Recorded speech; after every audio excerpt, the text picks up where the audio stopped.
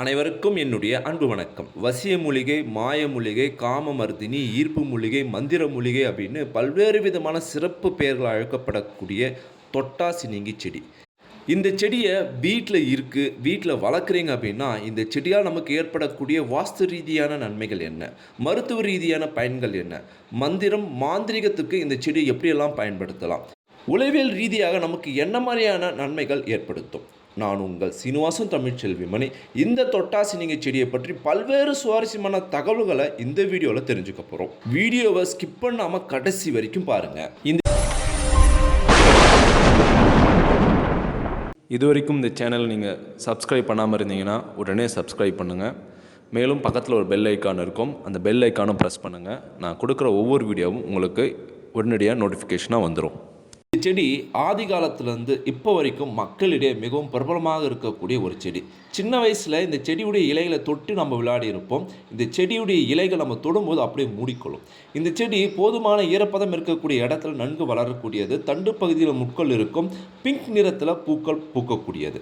இந்த செடி சன்லைட்டில் ஒரு 6 மணி நேரம் இருந்தாலே போது நன்கு வளரக்கூடியது. பெரும்பாலும் எல்லா வகை மண் தரத்திலும் வளரக்கூடிய ஒரு அற்புதமான ஒரு செடி. இந்த செடியை வைத்து பல்வேறு விதமான மருத்துவ பயன்களும், நமக்கு பிடித்தவரை வசியம் செய்யக்கூடிய சக்தியையும், மேலும் செல்வத்தை ஈர்க்கக்கூடிய வாஸ்து ரீதியான ஒரு செடியாகவும் சொல்லப்படுது. முதல்ல இந்த செடியுடைய இலையில நம்ம கையை வச்சு அந்த இலைகள் ஏன் மூடுது அப்படின்னு தெரிஞ்சுக்கலாம். ஆராய்ச்சியாளர்கள் இதை பற்றி ஆராய்ச்சி செய்யும் போது இந்த செடியில் அவிக்ளூரேன், மிமோசைன், எபிசைன், ஐசோகுவாசிட்டின், பொட்டாசியம் இது போல திரவங்களுடைய ஒரு கலவை இருக்கும். இதில் ஒரு எலக்ட்ரோ பாயும் போது இந்த செடி அதில் இருக்கக்கூடிய திசுக்களை சிதைக்கிறோம். இதனால் அந்த செடியில் இருக்கக்கூடிய இலைகள் மூடிக்கொள்ளும் அப்படின்னு சொல்கிறாங்க.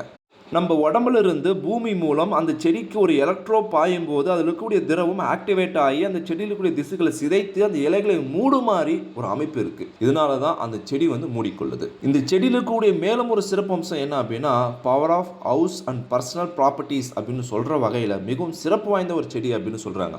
ஒரு வீட்டில் இருக்கக்கூடிய செல்வம், செல்வாக்கு, வசதி வாய்ப்புகளை அதிகமாக ஏற்படுத்தி தரக்கூடிய வல்லமை இந்த செடிக்கு இருக்கும் அப்படின்னு சொல்லக்கூடிய ஒரு சிறப்பு வாய்ந்த பெயர் தான் power of house personal properties அப்படின்னு சொல்லப்படுது. இந்த செடியில் இருக்கக்கூடிய மருத்துவ பயன்கள் என்ன அப்படின்னு தெரிஞ்சுக்கலாம். இந்த செடியின் மூலம் நமக்கு சைனஸ் பிரச்சனை சரியாகும், சிறுநீரக தொற்று சரியாகும், ஆறாத காயங்கள் இருந்தால் சரியாகும், வயிற்றுப்போக்கு சரியாகும்.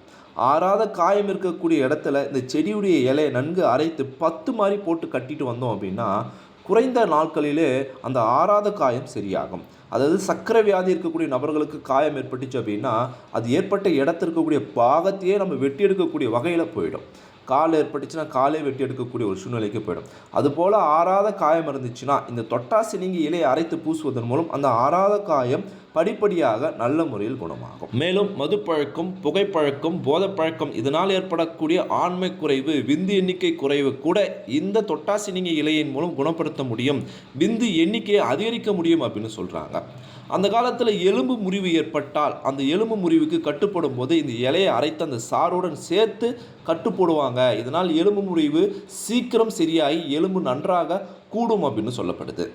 இந்த செடியில் இருக்கக்கூடிய சில ரசாயனங்கள் பார்த்திங்கன்னா அந்த செடியை தொடும்போது நமக்கு பல்வேறு விதமான நன்மைகளை ஏற்படுத்துது. நம்ம ரத்தத்தில் இருக்கக்கூடிய பிளட் ப்ரெஷரை குறைக்குது, நமக்கு உருவாகக்கூடிய பதட்டத்தை குறைக்கும் அப்படின்னு சொல்லப்படுது. இந்த இலையிலேருந்து இருக்கக்கூடிய அந்த ரசாயனத்தை நம்ம தொடர்ந்து தொட்டுகிட்டே இருக்கும்போது நமக்கு நோய் எதிர்ப்பு சக்தி அதிகரிக்குமா, மன வலிமை அதிகரிக்குமா, உடல் வலிமை அதிகரிக்கும் அப்படின்னு சொல்கிறாங்க. இந்த செடியில் இருக்கக்கூடிய இலைகளை குறைந்தது ஒரு நாளைக்கு 10 முதல் 15 நிமிஷம் நீங்கள் தொடர்ந்து தொட்டுட்டு வந்தீங்க அப்படின்னா உடலுக்கு நன்மை தரக்கூடிய பல்வேறு விதமான ஹார்மோன்களை சுரப்பதற்கு இது ஒரு தூண்டுதலாக இருக்கும் அப்படின்னு சொல்கிறாங்க. ஆக்சிடோன்சி அப்படின்னு சொல்லக்கூடிய ஒரு ஹார்மோன், இது பாண்டிங் ஹார்மோன் அப்படின்னு சொல்லுவாங்க. நமக்கு மனசுக்கு பிடிச்சவங்கள கை கோத்தோ கட்டி பிடிச்சா எப்படி ஒரு சந்தோஷத்தை உண்டாக்கும், அந்த ஹார்மோனை இது சுரக்கும் அப்படின்னு சொல்கிறாங்க. மேலும் செரட்டோனியல் அப்படின்னு சொல்லக்கூடிய ஒரு குட் ஹார்மோன், டோப்பமைன் அப்படின்னு சொல்லக்கூடிய ஒரு குட் ஹார்மோன், நமக்கு ஏற்படக்கூடிய மன அழுத்தம், ஸ்ட்ரெஸ்ஸை குறைக்க உதவக்கூடிய கார்டிசோல் சொல்லக்கூடிய ஹார்மோன்களை, இது போல் நன்மை செய்யக்கூடிய ஹார்மோன்களை இந்த செடியினுடைய இலையை தினமும் 10 அல்லது 15 நிமிடம் நம்ம தொட்டுக்கொண்டு இருப்பதன் மூலம் அது சுரப்பதற்கு இது ஒரு தூண்டுதலாக இருக்கும் அப்படின்னு மருத்துவர்கள், ஆராய்ச்சியாளர்கள் பரிந்துரைக்கிறாங்க. இது போல பல்வேறு விதமான மருத்துவ பயன்கள் இந்த செடியில் இருக்குது. நம்மளுடைய சித்தர்கள் முன்னோர்கள் இந்த செடியை பற்றி பல்வேறு சிறப்பு வாய்ந்த குறிப்புகளை சொல்லியிருக்காங்க. அதுவும் குறிப்பாக அகத்திய சித்தர் இந்த செடியை பற்றி பல்வேறு விதமான பாடல்களை எழுதியிருக்காங்க. இந்த செடியை எங்கே வளர்க்கணும், எந்த நாளில் இந்த செடியை வணங்கணும், அப்படி இந்த செடியை வணங்கினா நமக்கு ஏற்படக்கூடிய பயன்கள் என்ன அப்படின்னு சொல்லியிருக்கார். இந்த செடியை தென்மேற்கு மூலையில் வளர்க்கணும் அப்படின்னு சொல்கிறாங்க. இந்த செடியை 21 முறை வளம் வந்தோம் அப்படின்னா நமக்கு பல்வேறு விதமான நன்மைகள் ஏற்படும் அப்படின்னு சொல்லப்படுது. திங்கட்கிழமை அன்று இந்த செடியை நீங்கள் வணங்குவதன் மூலம் நாம் எண்ணியதை ஈடேறும் அப்படின்னு சொல்லப்படுது. செவ்வாய், புதன், சனி இதுபோல தினங்களில் இந்த செடியை நம்ம தொட்டு வணங்குவதன் மூலம் அல்லது இந்த செடியை சுற்றி இருப்பதன் மூலம் நமக்கு ஏற்பட்டு இருக்கக்கூடிய தீராத நோய்கள் குணமாகக்கூடிய ஒரு வாய்ப்பு ஏற்படும் அப்படின்னு சொல்லப்படுது.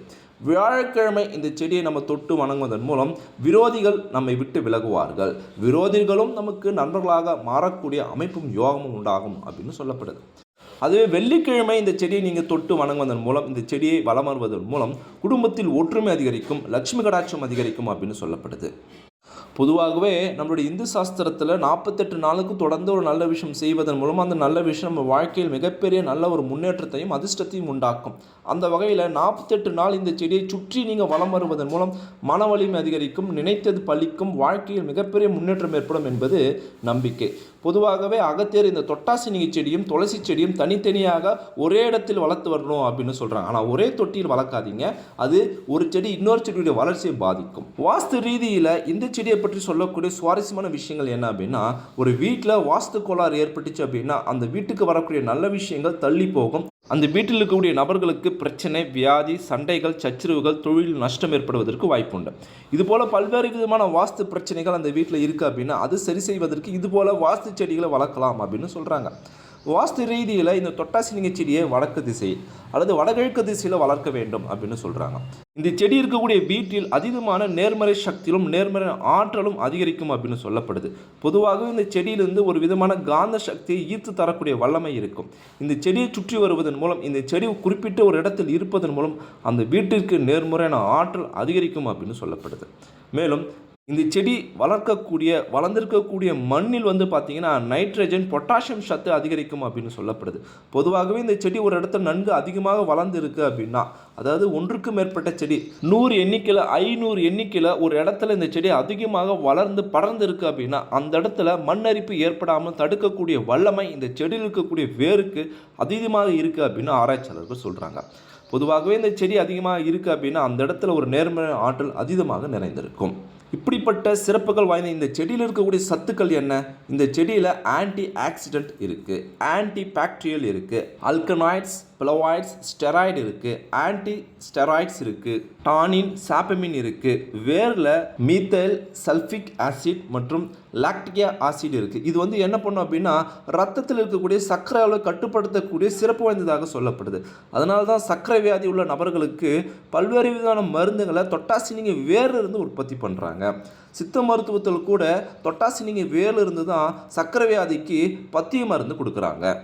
கிரேக்க மருத்துவத்தில் இதனுடைய இலையை அரைத்து உடம்புல பூசுவதன் மூலம் தோலில் ஏற்படக்கூடிய பல்வேறு விதமான வியாதிகளை குணப்படுத்தக்கூடிய வல்லமையும் சக்தியும் இருக்குது அப்படின்னு சொல்லப்படுது.